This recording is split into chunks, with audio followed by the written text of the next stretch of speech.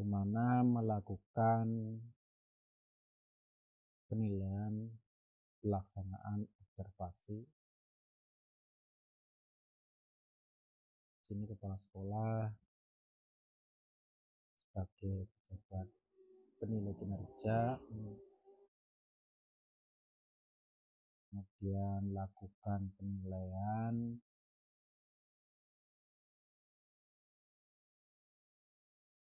terus selanjutnya cek penilaian.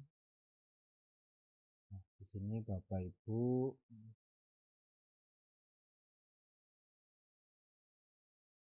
pada tahapan ini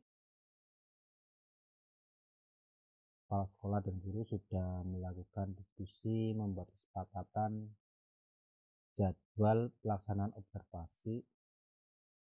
Dan di sini di sekolah saya ada 1, 2, 3, hanya ada 5 guru dan semuanya sudah membuat jadwal. Dan ini adalah jadwal yang tentunya sudah hasil diskusi dan kesepakatan antara guru dan kepala sekolah. Kemudian selanjutnya adalah menilai pelaksanaan observasi atau pelaksanaan praktek kinerja. Ini saya contohkan 1. Jadi kita tinggal klik nilai, langsung ke praktek kinerja.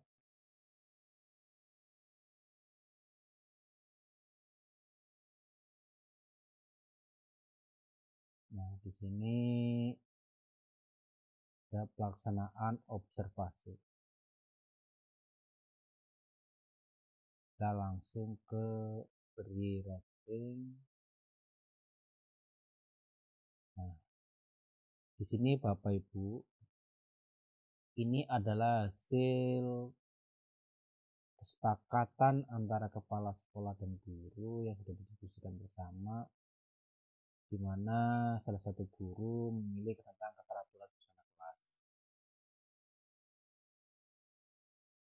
Target perilaku yang dipilih guru ada, kebetulan di sini kan ada 3 perilaku. Guru saya memilih 3-3-nya. Guru melakukan komunikasi positif untuk membangun suasana kelas yang kondusif. Yang kedua, guru melakukan strategi pengelompokan untuk mengaktifkan keterlibatan peserta didik. Yang ketiga, guru membuat dan mengingatkan adanya kesempatan. Pada saat diskusi ini dengan guru sama kepala sekolah, diskusi kenapa memilih ketiga-tiganya, karena pada saat itu dalam satu kegiatan belajar tiga-tiganya bisa dimunculkan dalam satu kegiatan pembelajaran dan ingin menjadi tiga-tiganya adalah fokus dari observasi yang akan dilaksanakan.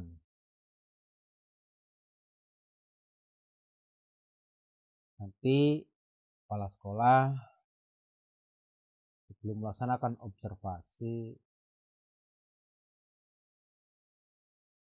atau pas sebelum tanggal pelaksanaan, kita juga sebagai kepala sekolah harus mengingatkan guru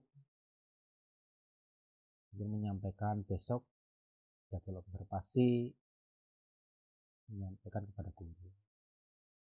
Dan nanti sebelum pelaksanaan observasi kita juga berdiskusi pas observasi, nanti bukan pra observasi maksudnya. Jadi di sini kita hanya ada fokus perilaku yang dipilih oleh guru, mungkin ada 1 tapi di sini adalah 3.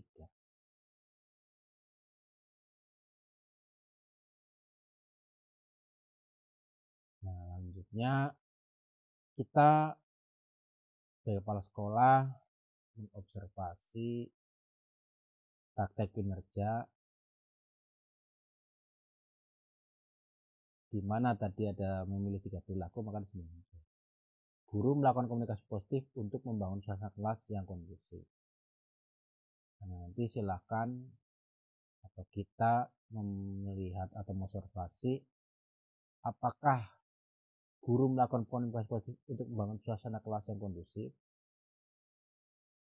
Apakah dari Bapak Ibu guru sudah melakukan tapi belum efektif atau dilakukan dan efektif. Nah, kita tinggal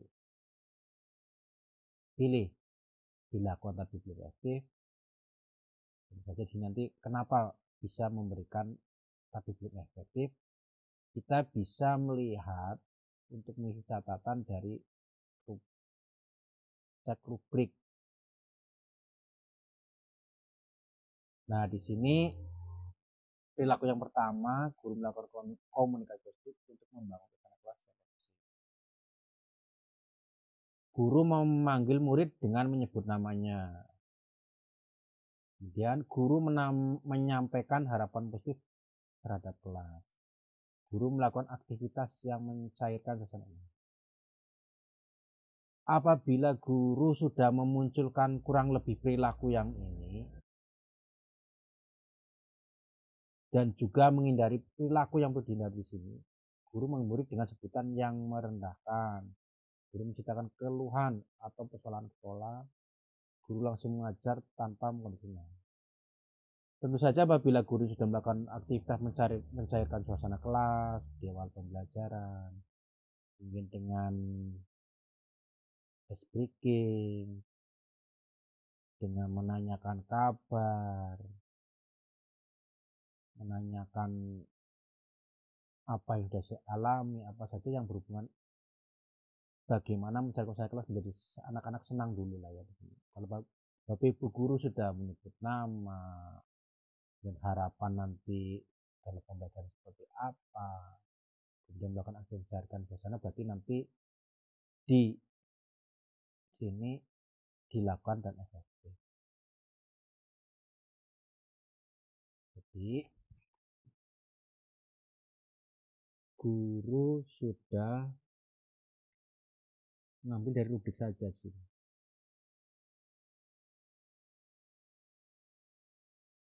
Menyebut nama, kemudian harapan dari kegiatan pembelajaran atau pembelajaran, kemudian kelas nanti seperti apa, kemudian juga mencarikan suasana kelas dengan breaking, dengan permainan dulu, dengan game-game mungkin sebelum pelaksanaan dimulai. Boleh di sana dituliskan dilakukan dan efektif. Guru sudah membangun suasana kelas yang sudah membangun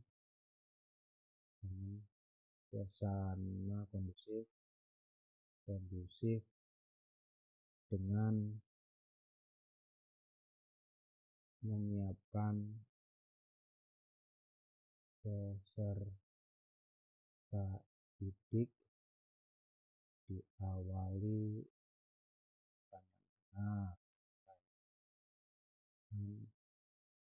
hangat, pertanyaan hangat, mungkin dengan melakukan ice breaking, kemudian menanyakan perasaan.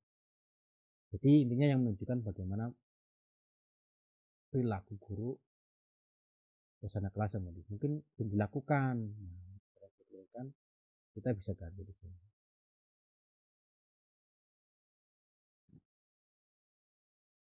Jadi guru langsung melaksanakan pembelajaran tanpa mengkondisikan awal, tetapi sudah melakukan atau menyebut namanya sesuai dengan tanda detik, tapi belum menyiapkan sepenuhnya kesiapan anak untuk belajar. Dilakukan tapi belum efektif. Kemudian yang kedua, sama Bapak Ibu, guru melakukan strategi pengelompokan untuk mengaktifkan keterlibatan. Nah, apabila ini dipilih dari guru, berarti kita juga harus memahami strategi pengelompokannya seperti apa. Mungkin dasarnya dari kemampuan awal, mungkin dasarnya dari gaya belajar. Jadi nanti silahkan ini disesuaikan dan kita lihat kembali di rubrik di sini. Perilaku yang dianjurkan bisa kita ambil kata-kata intinya untuk isi catatan. Kemudian yang ketiga, guru membuat dan mengingatkan aturan kesepakatan kelas. Nah, misalkan dilakukan tapi belum efektif. Di awal pembelajaran sudah membuat kesepakatan kelas. Tapi ada peserta didik yang melakukan tidak sesuai dengan kesepakatan kelas, hanya diingatkan dengan kata harus atau kata tidak boleh. Nah, itu berarti mungkin dilakukan tapi belum. Tapi dan ini sering terjadi, kesepakatan kelas itu di awal saja Bapak Ibu guru tidak mengingatkan kembali bahwa apabila ada anak yang perilakunya tidak sesuai kesepakatan kelas, itu diingatkan bagaimana kesepakatan kelas kita tadi. Nah, dan juga namanya kesepakatan kelas bisa dirubah di tengah kegiatan pembelajaran. Nah, ternyata dari kesepakatan kelasnya ini, nah ada sesuatu yang perlu diperbaiki atau sesuatu yang dibutuhkan, boleh sepakati bersama. Karena di awal lupa atau bagaimana sih, biar untuk lebih mempermudah mengingatkan peserta didik, jadi tidak pakai kata melarang, tidak pakai tidak boleh seperti itu, tapi cukup dengan bagaimana kesepakatan kelas kita tadi. Jadi bisa dan dikonfirmasi kenapa melakukan hal tersebut. Nah, tentu saja itu adalah salah satu bentuk perhatian. Nah, ini berarti guru melakukan sudah efektif kalau kesepakatan kelas itu. Dan sering terjadi juga kesepakatan kelas itu sekali tempel di dinding sudah. Nah, sebaiknya memang kesepakatan setiap pembelajaran kita dibiasakan dengan Bapak Ibu guru itu selalu dengan mengingatkan kesepakatan kelas, bahkan bisa membuat kesepakatan kelas baru. Mungkin antara mapel kesepakatannya bisa berbeda-beda. Nah, itu nanti bisa juga didiskusikan pada saat selesai observasi pembelajaran, kita lihat sebagai pola. Nah, nanti bisa sebagai percakapan pasca observasi. Nah, setelah ini selesai, ya nanti rekomendasi dari praktek kinerja supaya meningkat di kemudian. Apabila terutama di sini rekomendasinya yang apabila ada yang dilakukan tapi belum efektif, nah itulah yang kita utamakan dijadikan rekomendasi. Misalkan tadi kesepakatan kelas hanya dilakukan di awal. Pada saat pembelajaran, kesepakatan kelas dijadikan sebagai pengingat atau untuk mengatur kondisi kelas. Diingatkan kembali di tengah pembelajaran. Bisa seperti itu untuk rekomendasi. Nah, tentu juga bisa karena mungkin kesepakatan kelas belum maksimal, di sini rekomendasi bisa juga mempelajari materi tentang budaya positif atau kesepakatan kelas di PMM. Juga nanti berdiskusi dengan atasan atau mempelajari materi-materi yang lain. Silakan di sini pokoknya rekomendasi untuk dari hasil fokus ini yang 3 perilaku ini. Nah, setelah diisi sini bisa juga jadi rekomendasi karena tadi yang sudah lebih. Nah, sudah melaksanakan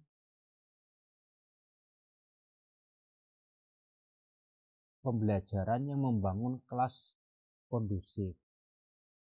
Rekomendasinya silakan untuk berbagi dengan guru yang lain. Silakan. Jadi rekomendasi itu bukan hanya untuk yang kurang saja, yang baik juga untuk silakan.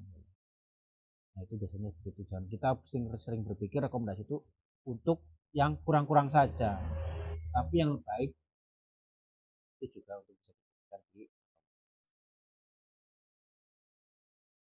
Seperti itu untuk pengisian atau menilai pada tahapan observasi. Nanti sudah kalau sudah diisi semua di sini kita tinggal kumpulkan.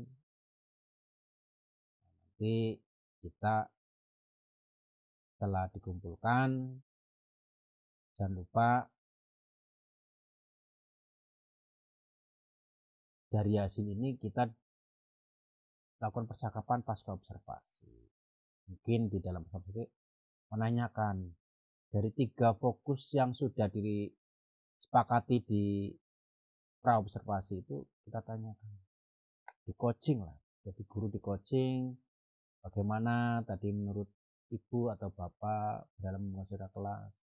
Nah di situ digali apa yang sudah baik, apa yang masih kurang, dan nanti juga guru tersebutlah yang akan kita beri pertanyaan lagi bagaimana cara untuk menggali supaya bapak ibu guru ini menemukan cara sendiri. Nah baru terakhir kita di sini memberikan berdasarkan catatan saya melihat dari 3 observasi itu ibu sudah dilakukan dengan baik, tetapi di dalam kesepakatan kelas masih belum memahami kesepakatan kelas untuk mengondisikan satu. Bisa silakan, jadi nanti di pas observasi juga ada diskusi dan tentu saja nanti ada tindakan. Nah, setelah selesai ditulis kita kumpulkan. Nah, jadi kalau sudah dikumpulkan nanti bapak ibu guru juga bisa melihat hasil rekomendasi ini, hasil di kegiatan observasi bisa dibaca oleh guru.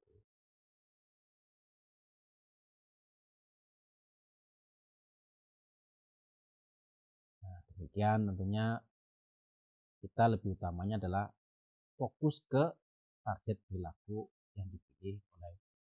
Jadi tidak usah terlalu banyak, terlalu melebar-lebar apa yang kita observasi. Itu saja, terima kasih.